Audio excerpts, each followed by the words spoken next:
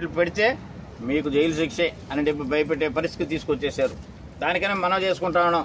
ఏదైనా సరే వాస్తవాలతోనే మాట్లాడుతున్నాం, వాస్తవాలతోనే ముందుకు వస్తూ ఉన్నాం. మరి మేము ఇటీవల కాలంలో చాలా ప్రెస్ మీట్లు పెట్టాం. ప్రెస్ మీట్లో కూడా సమాధానాలు కూడా కొన్నిటికి రాలేదు. స్టార్టింగ్లో వచ్చేసి సర్వే నెంబర్ 256లో అంతా ప్రభుత్వ భూమి చలపతికి సంబంధించిన వాళ్ళంతా ఆక్రమించుకున్నారంటే ఆ రోజు కలెక్టర్ గారికి, జేసీ గారికి, అదే స్థానికంగా ఉన్నటువంటి తహసీల్దార్కి అడుగులు పెట్టాం. వెంటనే ఎంక్వైరీ చేశారు, పూర్వపురాలన్నీ పరిశీలించారు. మరి ఏ వాస్తవం అన్నీ తీసుకో, కానీ దానికి రిజల్ట్ ఇంతవరకు మన 2 సార్లు కూడా మేము మరి ఇన్ఫర్మేషన్ యాక్ట్ ప్రకారం కూడా పంపించినా కానీ ఏదో చెప్తా ఉన్నారు.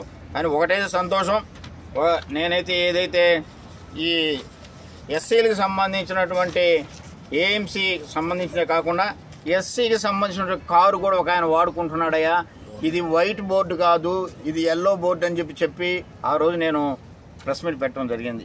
ఈ వ్యక్తి కోసమే ఈరోజు వెంపర్లాడుతూ ఈయన్నే మళ్ళీ ఇక్కడ ఏఎంసీ చైర్మన్గా చేయాలనుకుంటుంది.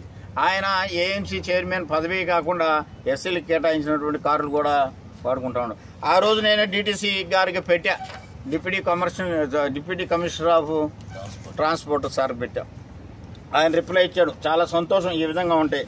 సో నిన్న మళ్ళీ వచ్చేసి మేడం గారి ఇంటికాడనే ఉంది మళ్ళీ కారు మళ్ళీ ఎల్లో బోర్డుగా మార్చుకోండి. చాలా సంతోషంగా వచ్చాయి. ఎందుకంటే వైట్ బోర్డుగా ఏదైతే వ్యవహరిస్తూ ఉన్నారో, సార్ ఇది తప్పు జరుగుతుంది, ఎస్సీలకు కేటాయించబడినటువంటి ఈ ట్రాన్స్పోర్ట్ వెహికల్ని పలానా బెజవాడని వెనకేసుకొని మరి ఆయన వాడుకుంటున్నారండి, దీన్ని మీరు క్రమబద్ధీకరణ చేసేది దీన్ని ఎల్లో బోర్డు అంటే మళ్ళీ ఇక్కడే ఎల్లో బోర్డు మళ్ళీ వేసుకొని నిన్న మళ్ళీ ఎంపీ గారు ఎమ్మెల్యే ఇంటి గారి దగ్గర ప్రత్యక్షమైంది. ఇటువంటి వ్యక్తికి ఈరోజు మనం ఏఎంసీ చైర్మన్ ఇవ్వాలని ఒక కులాన్ని దూరం చేసుకుంటూ, కులం అయితే మాకు ఏముంది కానీ మాకు కావాల్సిన వ్యక్తే ఆయన గురించి మళ్ళీ ఈరోజు పుంకాలుగా ప్రతి ఒక్క పేపర్లో వస్తూ ఉండదు. ఏ పేపర్ చూసినా ఆయనే ఈ మధ్య కాలంలో. ఏంటంటే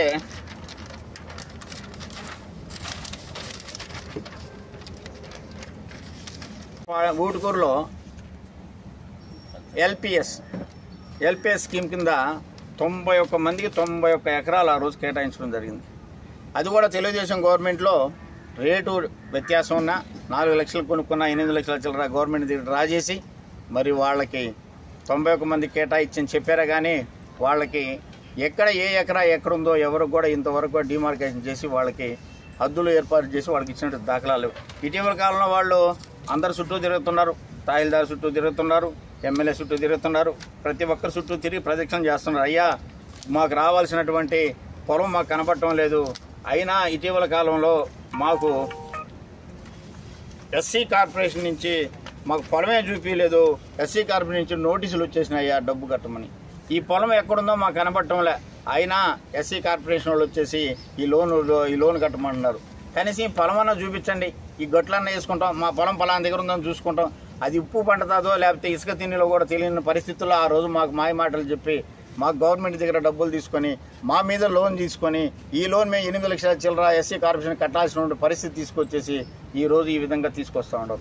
ఒకసారి ఇటువంటి మనం ఒక వ్యక్తి గురించి ఏ వ్యక్తి గురించి మనం ఈ యొక్క ఏఎంసీ పదవి కట్టబెట్టాలని చూస్తున్నామో ఒకసారి ఆలోచించండి. అటువంటి వ్యక్తికి మనం ఇటువంటి చేయాలనేది ఒకసారి ఆలోచించండి. ఆయన అదే కాదు, మళ్ళీ ఇంకోటి కూడా చెప్తున్నా, ఇది ఇంకా బహుత్తరమైన విషయం. ఈయనకి ఎన్ఆర్ఈజీఎస్లో కార్డు ఉందండి. వంశీ రెడ్డి గారికి ఎవరైతే పేదలు చేసుకుంటారు కదండి, కాలువలు గట్లు తవ్వుకుంటా రోజువారీ చేసుకుంటున్నారు కదా, ఆయనకి ఎన్ఆర్ఈజీఎస్ ఆయనకి సంబంధించిన ఐడి ఆయనకు వచ్చినటువంటి కార్డు ఒకసారి చూడండి. ఉపాధి హామీ కూలీల కింద కూడా నమోదు చేసుకున్నాడు. అంటే ఒక ఉపాధి హామీ కూలీ కింద నమోదు చేసుకొని ఒక ఎస్సీకి సంబంధించినటువంటి కారు వాడుకుంటూ మళ్ళీ ఎల్లో బోర్డుగా మార్చుకోబడి మరి ఎస్సీకి సంబంధించినటువంటి 91 మంది రైతులను ఇబ్బంది పెడితే ఈరోజు కూడా పట్టాలు వాళ్ళ దగ్గర పెట్టుకుని పట్టాలు ఇవ్వకుండా మరి లక్షల కోట్ల రూపాయలు ఆ రోజు సొమ్ము చేసుకున్నటువంటి వ్యక్తికి మరి ఒక కులానికి సంబంధించి ఎస్సీ కులాన్ని నుంచి మార్పిడి చేసి ఈరోజు ఆయనకి కట్టబెట్టాలని చెప్పి ఏఎంసీ పదవి కట్టబెట్టాలనుకున్నటువంటి పాలకులకు ఒకసారి కళ్ళు తీసుకొని చూడమని చెప్తున్నా. ఈ కార్డు సాయి ఒకసారి చూడండి, ఈ కార్డు ఎవరికి ఉంటుందో ఒకసారి ఆలోచించండి. ఈ కార్డు ఉన్నటువంటి వ్యక్తికి ఏఎంసీ చైర్మన్ పదవి ఇవ్వాలా? ఈ కార్డు ఉన్నటువంటి వ్యక్తికి ఏఎంసీ చైర్మన్ ఇవ్వాలా? మరి ఒక కారు వచ్చేసి లోన్ తీసుకున్న ఎస్సీల పేరు లోన్ తీసుకొని అనుభవించిన వ్యక్తికి ఏఎంసీ చైర్మన్ ఇవ్వాలా? ఇన్ని తప్పులు చేస్తున్నటువంటి మీ రెడ్డి గారికి ఈ యొక్క పదవి చేకూర్చి మరి రాష్ట్రంలో దేశంలో ఉన్నటువంటి ఎస్సీలకి సంబంధించినటువంటి వాళ్ళకు ఉన్నటువంటి ఏదైతే రిజర్వేషన్ కాలు రాస్తున్నటువంటి ఈ యొక్క కూటమి ప్రభుత్వానికి ఒకసారి మనవి చేసుకుంటా ఉన్నాం. ఒకసారి ఆలోచించండి, ఎవరికి ఏం చేస్తున్నాం, చేసిన దానివల్ల ఏం జరుగుతుంది, దీనివల్ల మంచి జరుగుతుందా చెడ్డ జరుగుతుందా? కూటమి ప్రభుత్వంలో మూడు పార్టీలు ఉన్నాయి. ఆ పార్టీలో కూడా ఎస్సీలకు సంబంధించిన నాయకులు ఉన్నారు. వాళ్ళకి ఇచ్చిన ఏం అభ్యంతరం ఉండదు కదా.